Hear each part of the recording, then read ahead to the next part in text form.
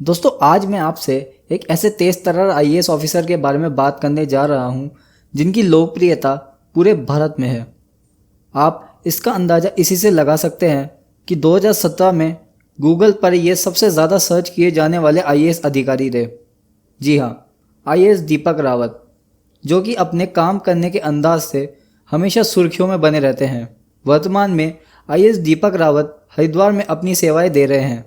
लेकिन दोस्तों, इनका परिचय अभी यहीं ख़त्म नहीं हो जाता। वो कहते हैं ना, मेहनत और संघर्ष के बिना आप अपने लक्ष्य की प्राप्ति नहीं कर सकते। आईएएस दीपक रावत भी उसी का एक उदाहरण है। तो आइए हम शुरुआत से इनके बारे में जानते हैं। दीपक रावत का जन्म 24 सितंबर 1977 उत्तराखंड के मसूरी में हुआ।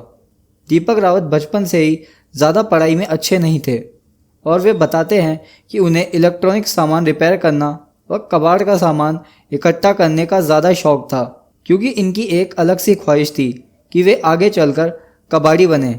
अपने बेटे के इस रुझान को देखकर इनके पिताजी ने इनकी एक इलेक्ट्रॉनिक्स रिपेयरिंग की दुकान पर बात भी कर ली थी। जैसे तैसे इन्होंने अपनी स्कूल की पढ़ाई सेंट जॉर्ज कॉलेज बालोगंज मसूरी से ख़त्म की। साइंस स्ट्रीम से होने के कारण उनके पिताजी ने यह चाहा कि वे इंजीनियरिंग करें, पर उन्होंने अपने आप को इस चीज़ के योग्य नहीं समझा। मसूरी में आईएएस एकेडमी है, इसके बारे में दीपक रावत को कुछ भी नहीं पता था। उन्हें एक बस रोज़ दिखाई पड़ती थी जिस पर LBSNAA लिखा हुआ था। इन्होंने इसके बारे में जानना शुरू किया। लोगों ने बताया कि वहाँ पर बड़े अधिकारियों की ट्रेनिंग होती है। इनके पड़ोसी IPS थे। दीपक रावत उनके पास गए और इसके बारे में उनसे पूछा। इसके बाद उन्होंने अपने पिताजी से ये कह दिया कि वह इंजीनियरिंग नहीं करेंगे और दिल्ली जाना चाहते हैं। दिल्ली जाने के बाद BA उन्होंने हिस्ट्री में हंसराज कॉलेज दिल्ली यूनिवर्सिटी से किया और पोस्ट ग्रेजुएशन के लिए जवाहरलाल नेहरू यूनिवर्सिटी में एडमिशन लिया। इनकी उम्र उस समय 24 साल की हो गई थी। कुछ दिनों बाद इनके पिताजी का फ़ोन आया और उन्होंने इनको पैसे देने से मना कर दिया।